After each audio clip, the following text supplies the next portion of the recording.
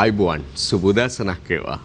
අපි අද දවසට ඔබ ආදරයෙන් සාදරයෙන් පිළිගන්නවා වගේම අද දවස මුලින්ම ඊයේ දිනේ ඇතුළත සහ මේ දක්වා සිදු වී තිබෙන දෑ ඔබ වෙත ගෙනීමට තමයි බලාපොරොත්තු වෙන්නේ. අපි ආරම්භය ලබා ගමු අද ලංකාදීප පුවත්පතින්. ලංකාදීපයත් තවත් පුවත්පත් කිහිපයකුත් ප්‍රධාන පුවත විදිහට මේ කාරණාවට අවධානය යොමු කරනවා. කොවිඩ් එන්නත ජනතාවටත් කොළඹ මහනගර සභාවෙන් පටන් ගනී කියලයි සඳහන් වෙන්නේ. සාමාන්‍ය ජනතාව සඳහාත් කොවිඩ් මර්ධන එන්නත ලබා දීම ඊයේ පෙරවරුවේ කොළඹින් ආරම්භ කෙරුණු බව මේ වාර්තාවේ වැඩිදුරටත් දැක්වෙනවා. කොවිඩ් පාලනය කිරීමේ ජාතික ක්‍රියාන්විත මධ්‍යස්ථානයේ ප්‍රධානී ජෙනරාල් ශවේන්ද්‍ර සිල්වා යුද හමුදාපති ජෙනරාල් ශවේන්ද්‍ර සිල්වා මහතා ලංකාදීපයට පැවසූ බව තමයි ඔවුන් ප්‍රකාශ කරන්නේ. ඒ සමගම අනෙකුත් පුවත්පතුත් මේ පිළිබඳව වාර්තා කරන අතරේ දිවයින කියනවා බස්නාහිර අවදානම්මයටත් කොරෝනා එන්නත තවත් කාරණාවක් වුණ එකසු කරනවා පාර්ලිමේන්තු මන්ත්‍රීන්ට අද සිට ලබා දෙයි කියලා. ඒ සමගම අද අරුණ පුවත්පත මේ පිළිබඳව පැහැදිලි කිරීමක් එක්ක වාර්තා කරනවා අපට දකින්නට පුළුවන්කම තිබෙනවා. දෙවැනි මාත්‍රාවේ ඉතිරි එන්නත් ලක්ෂ 2.5 පොදු ජනතාවට දීම ආරම්භයි. දැන් මෙරටට මුලින්ම ලැබුණු එන්නත් ප්‍රමාණය දෙවන මාත්‍රාව සති දෙකක් ඇතුළත ලබා දීම සඳහා මුලින් අවධානය යොමු වුණත් සති 4ක කාලයක් ඒ සඳහා තිබෙනවා කියනක පිළිබඳව අවධානය යොමු වීමත් එක්ක සති 12ක කාලයක් තිබෙනවා කියලා අවධානය යොමු වීමත් එක්ක සහ සෞඛ්‍ය අංශ විශේෂඥයින් මේ පිළිබඳව අදහස් දැක්වීමත් එක්ක එම තොගය ජනතාව වෙත මුදා හරින්නට කියලා ජනාධිපති ගෝඨාභය රාජපක්ෂ මහතා දැනුම් දෙනු ලැබුවා සහ උපදෙස් ලබා දෙනු ලැබුවා සෞඛ්‍ය අංශ වෙත. ඒ අනුව තමයි මේ කටයුතු සිදු කරන්නේ. ඒ අනුව මුලින්ම කොළඹ මහනගර සභාවේ ඝන අපද්‍රව්‍ය කළමනාකරණ අංශයේ 552 දෙනෙකුට ඊයේ උදෑසන වරුවේ මේ එන්නත ලබා දීම සිදු වූ බව තමයි මේ වන විට තොරතුරු වාර්තා වෙන්නේ. ඒ වගේම විශේෂයෙන්ම මේ එන්නත ලබා දීමේදී ප්‍රමුඛත්වය බස්නාහිර පළාතේ වැඩි වශයෙන් අවධානමට මුහුණ දී සිටින අය තෝරා බේරාගෙන ඒ අයට ප්‍රමුඛව ලබා දීම සඳහා කටයුතු කරන බව කියවෙනවා. ඒ අතරතුරේදී තවත් එන්නත් ලක්ෂ 5ක් ඉදිරියේදී ශ්‍රී ලංකාවට ලැබීමට නියමිතව ඇති බවත් මේ වන විට තොරතුරු වාර්තා වෙනවා. චීනයෙන්ුත් ලැබෙන්නට තිබෙනවා. ඒ වගේම ඉන්දියාවෙනුත් ලැබෙන්නට තිබෙනවා. ඔක්ස්ෆර්ඩ් ඇස්ට්‍රාසෙනිකා එන්නත තමයි මෙලෙස ලබා දීම සිදුවන්නේ. ඒ අතරේ අපි දැක්ක දිවයින පුවත්පතේ වාර්තාවක් පළ වෙලා තිබෙනවා. කොවිෂීල්ඩ් එන්නත මිලට ගැනීමේ ගිවිසුම නීතිපති අනුමත කරයි කියලත් පුවත් වාර්තාවක් දිවයින පුවත්පතේ අද අපට දකින්නට පුළුවන්කම තිබෙනවා. නීතිපතිවරයාගේ අනුමැතිය හිමි වුණා කියලා.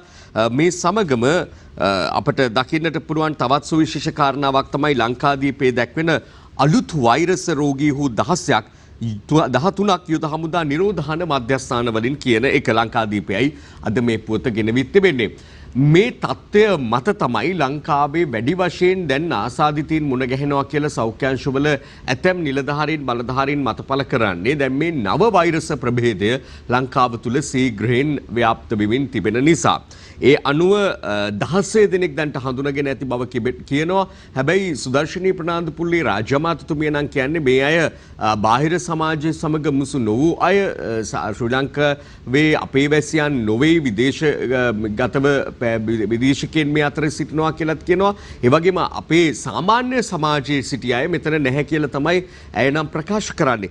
කෙසේ හෝ වේවා 13ක් හමුදා නිරෝධාන මධ්‍යස්ථාන වලින් කියලා තමයි අප කියවන පුවත් වාර්තාවේ අද ලංකාදීප පුවත්පත ගෙනවිත් තිබෙන යම් පරස්පර කාරණාත් මේ අතරතුර අපට දකින්නට ලැබෙනවා.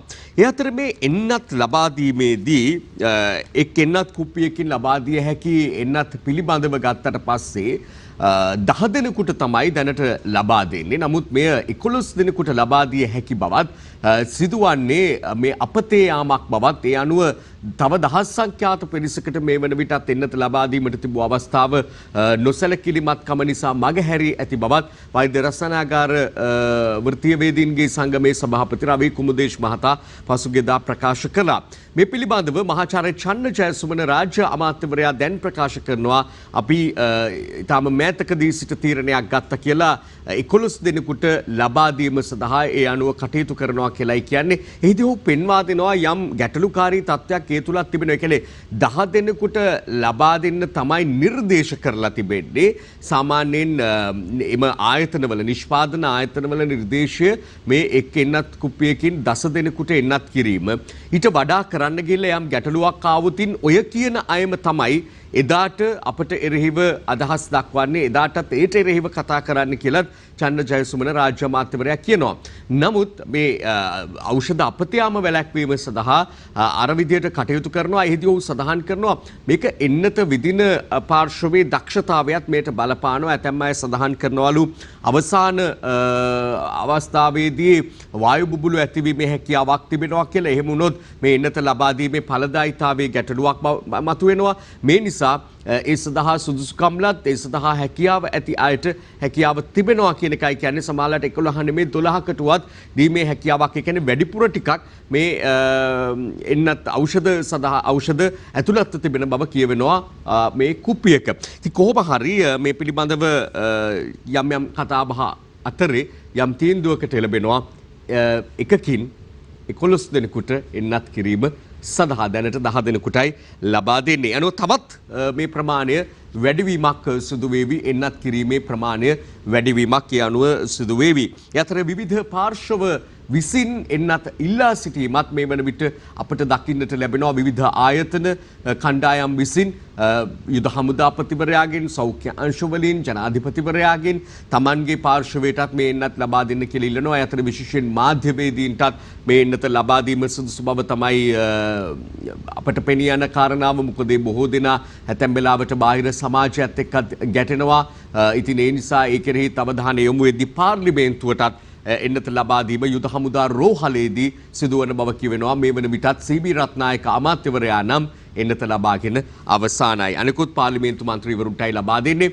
එයත් මහාචාර්ය චන්න ජයසුමන රාජ්‍ය අමාත්‍යවරයා තහවුරු කොට කියා සිටිනවා මේ සාමාන්‍ය ජනතාවට ලබා දෙන එන්නතම තමයි ඔවුන්ටත් ලබා දෙන්නේ. ඔවුන්ට කියලා වෙනම විශේෂයක් නැහැ කියලා. සහ ඊළඟට මතුවන කාරණාව තමයි දැන් මේ නව ප්‍රභේදය පිළිබඳව දැඩිව කතා වෙනවා. මේ බ්‍රිතාන්‍යයේ ව්‍යාප්තව තිබෙන නව ප්‍රභේදය. මේ ප්‍රභේදය තමයි මේ රට තුළ දැන් වැඩි වශයෙන් ව්‍යාප්ත වෙලා තිබෙනවා කියලා කියන්නේ. එතකොට එයට මේ එන්නත ප්‍රතිචාර දැක්වීම පිළිබඳවත් අපට ඇතැම් විට පුවත් වාර්තාත් මුණ ගැසෙවීම පිළිබඳව කෙසේ වෙතත් දැඩි කතා බහක් තිබෙනවා. එය ප්‍රමාණවත් වේවිද කියන එක සෞඛ්‍ය අංශ මගින් තහවුරු කොට ප්‍රකාශ කරනවා. ඒ සඳහා ප්‍රමාණවත්. ඊළඟට දකුණු අප්‍රිකානු ප්‍රභේදය ගත්තොත් එහි ඒ සම්බන්ධව මෙම එන්නත ක්‍රියා කිරීමේ යම් ගැටලුවක් තිබෙනවා. නමුත් වාසනාවකට තවමත් දකුණු අප්‍රිකාවේ ව්‍යාප්ත වන කොවිඩ් ප්‍රභේදය ශ්‍රී ලංකාව තුළ නැති බවයි කියවෙන්නේ. ඒ වගේම අලුත් කාරණාවක් මහාචාර්ය චන්න ජයසුමන රාජ්‍ය අමාත්‍යවරයා මෙහිදී හෙළිදරව් කරනවා. ශ්‍රී ලංකාව තුළ පසුගිය මාස ගණනාවක ඉඳලා පැවති කොවිඩ් වෛරස් ප්‍රභේදය මේ වන විට වෙනත් රටවලට ව්‍යාප්ත වීමකුත් දැන් සිදු වෙලා තිබෙනවා කියලා. සිංගප්පූරු වැනි රටවල අපේ රටේ තිබෙන ප්‍රභේදය දැන් තිබෙනවා කියන එකයි ඔහුගේ අදහස බවට පත් වෙලා තියෙන්නේ. මේ බ්‍රිතාන්‍යයේ නව ප්‍රභේදය තමයි B117 කියන ප්‍රභේදය. එතකොට ඒ තමයි ශ්‍රී ලංකාව තුළ දැන් අලුතින් ව්‍යාප්ත වීම පිළිබඳව ගැටලුකාරී තත්ත්වයක් නිර්මාණය වෙලා තියෙන්නේ. එහි ව්‍යාප්තියේ ශීඝ්‍රතාවය වැඩි නිසා. ඒ අනුව ගත්තහම එක් එක් රටවලට ආවේනික වූ වශයෙන් එක් එක් කලාපවලට ආවේනික වූ වශයෙන් මේ වෛරසයේ විවිධ ප්‍රභේද තිබෙන බව තමයි අපට හඳුනාගත හැකිව තිබෙන කාරණාව. මේ කියන කරුණ ඔස්සේ බැලුවාම ශ්‍රී ලංකාව තුලත් මේ ප්‍රභේද ගැන කතා කරන්නට කලින් අපටම අපේ රටේම ව්‍යාප්ත වෙච්ච ප්‍රභේදයක් තිබිලා තියෙනවා. ඒ තමයි සිංගප්පූරුවටත් ගිහින් තියෙනවා කියලා කියන්නේ. ඊළඟට අපි අවධානය යොමු කරමු තවත් කාරණා කිහිපයක් වෙත.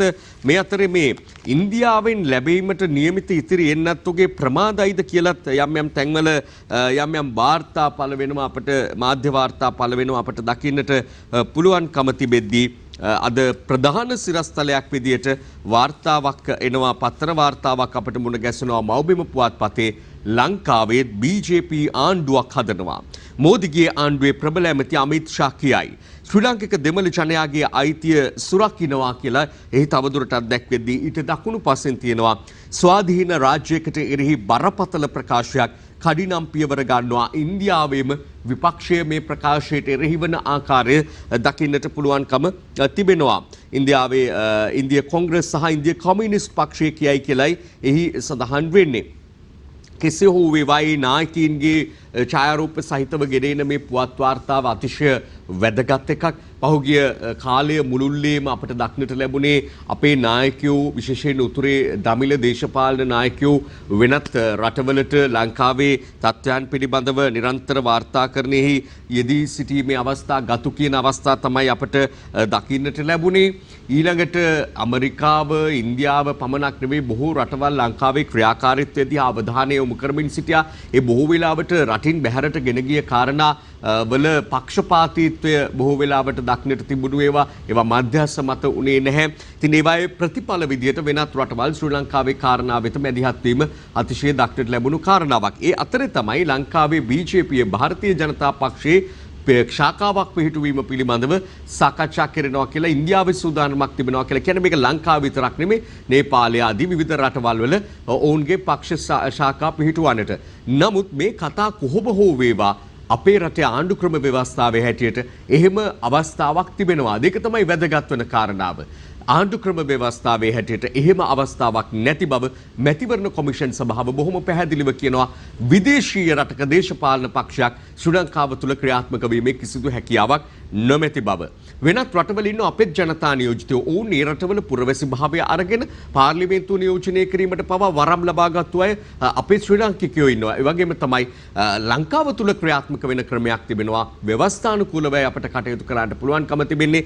ඒ නිසා කිසිසේත් හැකියාවක් නැහැ කියලා කියන්නේ එය වාර්තා කරනවා මව්බිමත් මැතිවරණ කොමිෂන් සභාව කියයි කියලා වෙනත් රටක පක්ෂයකට මෙහි මැතිවරණ වලට එන්න බෑ කියලා කියන්නේ. ඒ නිසා මේ ආණ්ඩු හදන්න යන කතා අද පුවත්පත වාර්තා කරනවා ඉන්දියාවේ BJP ශ්‍රී ලංකාවටත් ආණ්ඩුවක් පිහිටුවීමේ අවශ්‍යතාවයක් මේවා බොහෝ විට සිදු නොවිය හැකි තත්ත්වයන් විදිහට තමයි පේන්නේ. නමුත් මෑත කාලීන දේශපාලනය තුළ හොඳින් සියුම් වැලීමේදී යම් යම් කාරණා තිබෙනවා අපි අවබෝධ කරගත යුතු සහ අපි විරාමයකටත් යා යුතු තිබෙනවා. නමුත් මේ කාරණාව අවසන් කරලා යමු.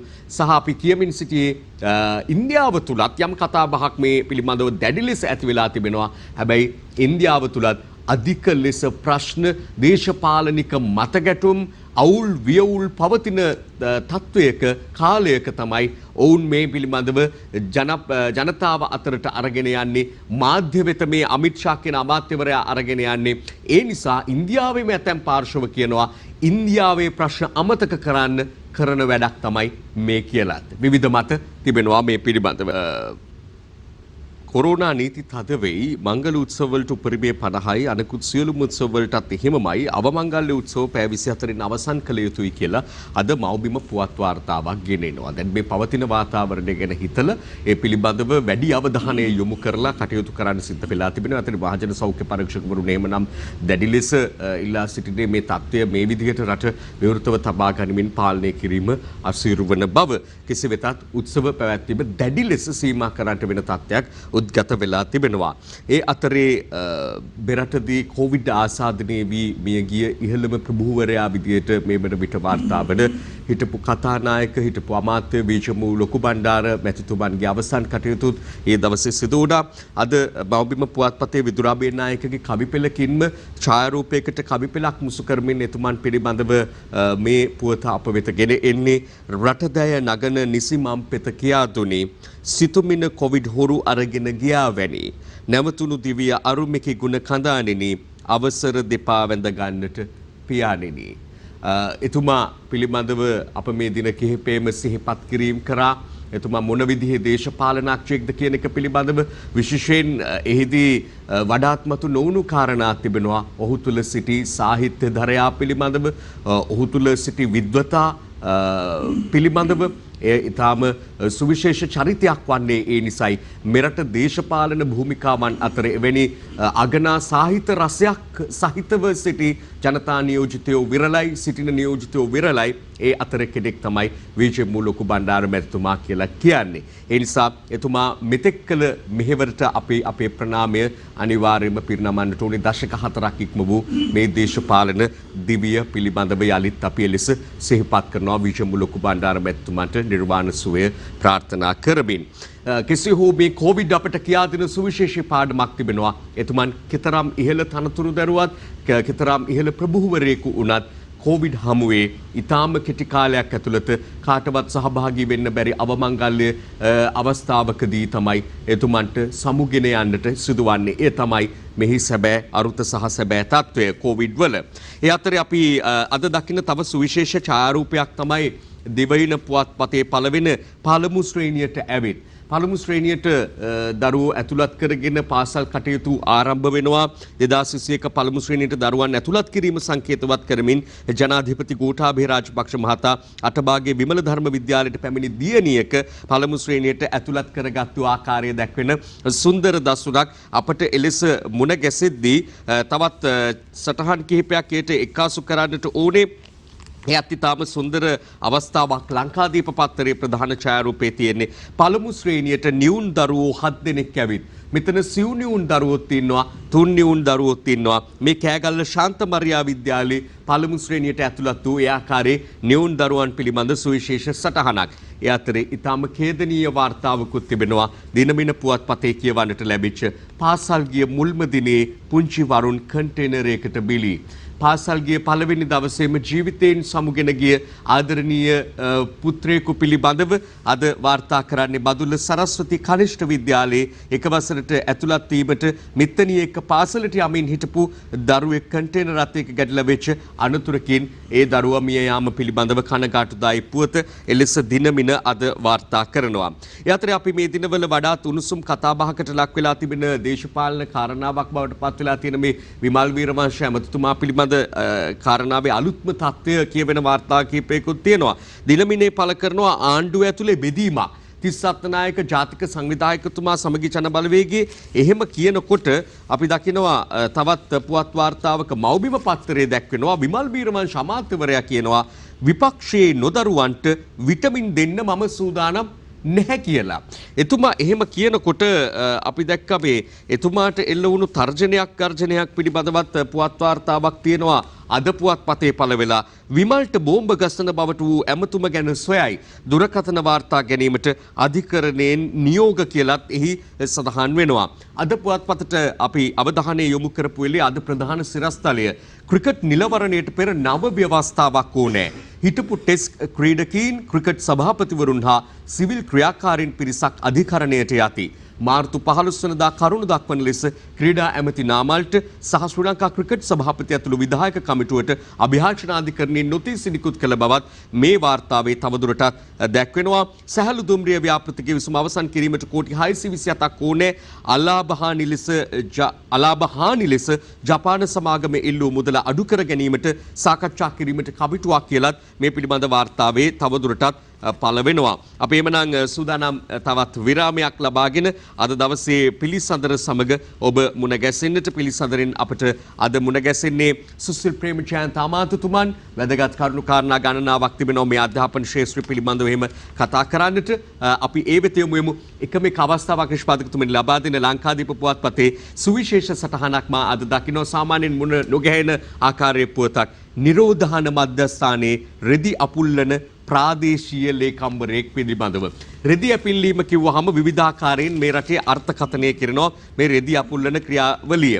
ඉතින් මේ වාර්තා කරන්නේ සැබවින්ම රෙදි අපුල්ලපු පිරිසුදු කිරීම කාර්යයට දායක වෙච්ච ප්‍රාදේශීය ලේකම්වරයෙක් පිළිබඳව ප්‍රාදේශීය ලේකම් WGM මහේෂ් හේමන්ත මහතා නේවාසිකව ප්‍රතිකාර ලැබපු කාලයේ ඇතුළත ඔහු ප්‍රතිකාර ලැබපු මධ්‍යස්ථානයේ අනිකුත් රෝගීන්ගේ රෙදි පිළි හොදලා දීලා ඒ පරිශ්‍රය පිරිසුදු කරන්න සහයෝගය දීලා ඔහු Tamanගේ නිලයෙන් ඔළුව උදුම්මවා ගන්නේ නැතුව සැබවින්ම කරපු සුවිශේෂ ආදර්ශවත් ක්‍රියාවක් පිළිබඳවයි මේ වාර්තාව. අපි ඒ වගේ අය ගැන අනිවාර්යයෙන්ම සඳහන් කරන්න ඕනේ. දිනපතා අලුත් වීඩියෝ සහ ප්‍රවෘත්ති නැරඹීමට ඉහත බටන් එක ක්ලික් කර සියත TV සබස්ක්‍රයිබ් කරන්න.